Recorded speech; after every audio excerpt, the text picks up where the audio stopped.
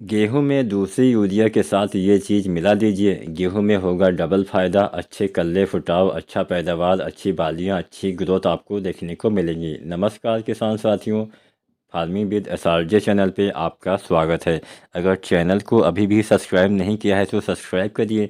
जो भी आपके मन में सवाल सुझाव हो कमेंट करिए और वीडियो को लाइक करिए। तो यहाँ पे हम 2-3 फार्मूले आपको बताएंगे, एक एक फार्मूला आप नोट कर सकते हैं।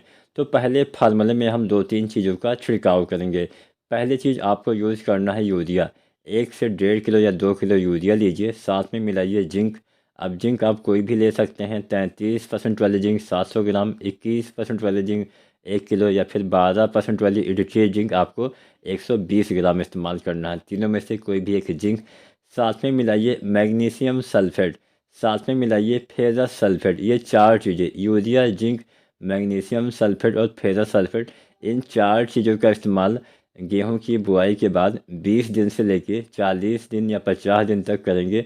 बहुत ही अच्छा लाभ मिलेगा। सबसे बढ़िया लाभ मिलेगा 25 से 35 दिन की अवस्था की जिनकी फसल है, उनको डालने से इस आपके पौधे में हरियाली आएगी। मान लीजिए थोड़ा बहुत पीलापन है तो वह पीलापन दूर हो जाएगा, पौधे में अच्छे से ग्रोथ, अच्छे से बढ़वार, हरियाली, ये तमाम चीज़ें आपको देखने को मिलेंगी और अच्छा लाभ मिलेगा। तो ये फार्मूला भी आप आजमा सकते हैं, ये तरीका भी आसानी से आप आजमा सकते हैं। इसमें आप स्प्रे विधि का प्रयोग करेंगे। दूसरे तरीके में हम क्या करेंगे, दूसरे तरीके में हम जैसे हम दूसरा जब यूरिया डालते हैं तो उसकी मात्रा भी आपको बता देते हैं। गेहूं में दूसरा यूरिया हम दूसरे पानी पे डालते हैं और गेहूं में दूसरा पानी हम 40 से 45 दिन के आसपास लगाते हैं। अब ये समय पहले भी हो सकता है, बाद में भी हो सकता है। मान लीजिए हल्की मिट्टी है, नमी की कमी पहले हो जाती है तो सिंचाई आप 2-4 दिन पहले कर सकते हैं। भारी मिट्टी है, नमी की कमी देर में होती है तो सिंचाई के दिन आप 2-4 दिन बढ़ा भी सकते हैं। तो मतलब 40-50 दिन का समय हम मान सकते हैं जब हम दूसरा पानी लगाते हैं। तो दूसरा पानी लगाने के बाद यूरिया डालिए। सिंचाई से पहले यूरिया मत डालिए, हमेशा सिंचाई के बाद यूरिया डालना होता है। सिंचाई से पहले यूरिया डालने से लिंचिंग हो जाता है, जिससे पौधे आपकी ज़्यादा मात्रा में नाइट्रोजन ग्रहण नहीं कर पाते हैं। तो यूरिया आपको सिंचाई के बाद लगभग आपको 40 से 45 किलो प्रति एकड़ के हिसाब से इस्तेमाल करना होता है। यूरिया के इस्तेमाल से नाइट्रोजन की पूर्ति होती है, जिससे पौधे में अभी आपके कल्ले का विकास हो चुका है। अब आपके पौधे में कल्लों की बढ़वार सही से होगी, तभी तो दाने का भराव बाद में बालियाँ सही से बनेंगी। तो यूरिया अवश्य डालिएगा दूसरे पानी पे 40 से 45 किलो। अब इस अवस्था में आप 1-2 चीज़ और डाल सकते हैं। मान लीजिए अभी तक आपने पोटास न डाला हो तो 20-25 किलो पोटास डाल के आप पोटेशियम तत्व की पूर्ति भी कर सकते हैं।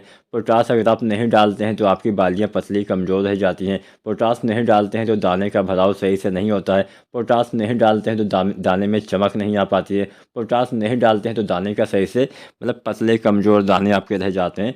तो पोटास वैसे तो बुआई के समय ही हमें गेहूं में डालना होता है। बुआई के समय एमओपी पोटास 60% वाला 25 से 30 किलो प्रति एकड़ के हिसाब से इस्तेमाल करना होता है। यहाँ पे हमने जितनी भी खाद की मात्रा बताई है वह 1 एकड़ खेत के हिसाब से बताई है। तो यहाँ पे पोटास वैसे तो बुआई के समय ही डाल देना होता है। बुआई के समय न डाल पाए हो तो पहले पानी पे भी आप डाल सकते हैं या फिर दूसरे पानी तक आप डाल सकते हैं। दूसरे पानी के बाद पोटास नहीं डालना है, क्योंकि अगर आप तब उसके बाद इस्तेमाल करते हैं तो ज़्यादा उपयोग आपके पौधे नहीं कर पाएंगे। तो पोटास डालिए, साथ में यूरिया, दोनों चीज़ें एक साथ मिला के आप प्रयोग कर सकते हैं। अगर आपने जिंक वगैरह ना डाला हो तो जिंक का भी आप स्प्रे कर सकते हैं। इसके साथ साथ एक खाद आती है एनपीके। अब एनपीके बहुत तरह से आती है। एनपीके 19-19-19 भी आप इस अवस्था में डालेंगे तो अच्छा लाभ मिलेगा।